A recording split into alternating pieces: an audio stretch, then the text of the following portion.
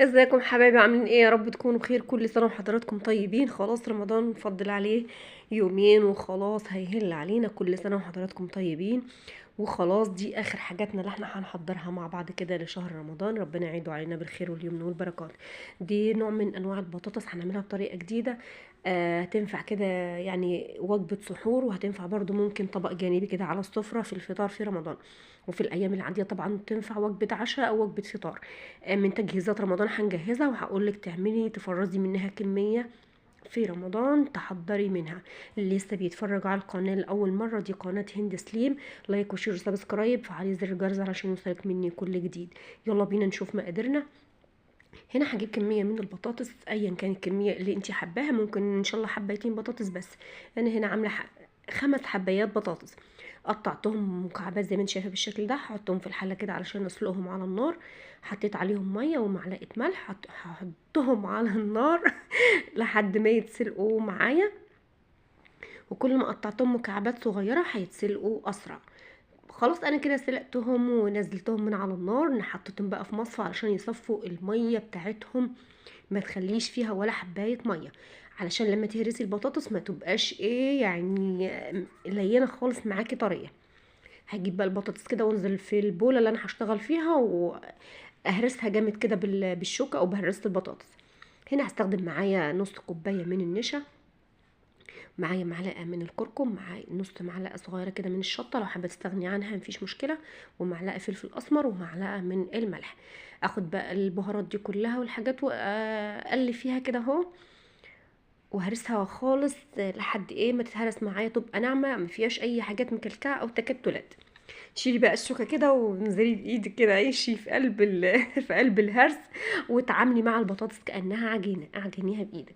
بعدين هجيب البلانشه كده احط عليها كيس عشان بس البطاطس ما تلزقش في البلانشه، واحط عليها كيس وبعدين افرش عليه نشا واحط عليه عجينه البطاطس معايا وابططها تعاملي معاها على انها عجينه فعلا. وبعدين اخليها ايه يعني ممكن 1 سنتي بس اللي هو السمك بتاعها. وبعدين اجيب كده القطاعه او السكينه قطعي بها كده اهو. مشيها كده يعني شبه القراقيش بتاعه الشاي، زي ما انت شايفه الشكل اللي انا عاملاه ده. ممكن كمان تعمليها كور زي ما انتي حابه. اجيب بقى اللي هي الصوابع اللي زي ايه اللي في مقاس واحد، اجيبها كلها اجمعها. شايفين الصباع عامل ازاي؟ والحتة التانية اللي انا طلعتها هعجنها تاني وهستخدمها تاني. بعد ما خلصت الصوابع بتاعتي شايفين بالشكل ده، احطها كده بقى في الصينية وادخلها التلاجة معايا يعني يدوب ساعة بس تتشمع معايا علشان تبقى ماسكة نفسها في القلي. وكمان هنفرزها معايا. جبت انا بقى الكمية اللي انا هفرزها. جبت بقى طبق الفوم او انت حابة تستعملي اطباق بلاستيك اللي يريحك. حطيتهم فيه كده بالشكل ده وحطيت ما بينه اكياس. وبعدين هغلفه كويس جدا وادخله الفريزر. شوفي الكمية اللي انتي حابة تفرزيها وفرزيها هتنفعك في شهر رمضان فعلا. طعمها جميل جدا يا جماعة وشكلها تحفة. اهو غلفتها بالشكل ده. حطيها بقى كده ايه في الفريزر جنب اخواتها جنب تجهيزاتنا. بس ما تحطيش فوقيها حاجات عشان ما تتهرسش معاكي. بعد كده بقى جبنا زيت غزير وعلى نار متوسطة مش عالية قوي ولا واطية قوي، ونزلنا بقى البطاطس بتاعتي معايا تاخد التحمير من فوق ومن تحت. هي كده كده من الوسط مستوية معايا. تاخد اللون من فوق ومن تحت وبعدين اطلعها. شايفين لونها يا جماعة تحفة. الكاميرا كمان مش جايباها على حقيقتها، لونها جميل جدا وطعمها خرافة. كده استوت معايا شايفين اللون.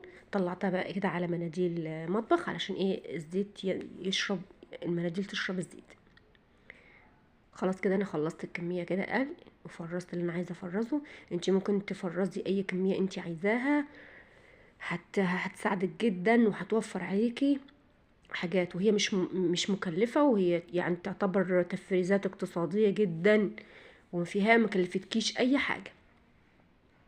والبطاطس يا جماعه بتطلعي منها كذا نوع وكذا اكلات وكذا حاجات، يعني بتوفر معاكي فعلا. ادي الشكل النهائي بعد ما خلصناها. جميله جدا وشكلها تحفه يا جماعه وخرافه، والطعم مش عايزه اقولك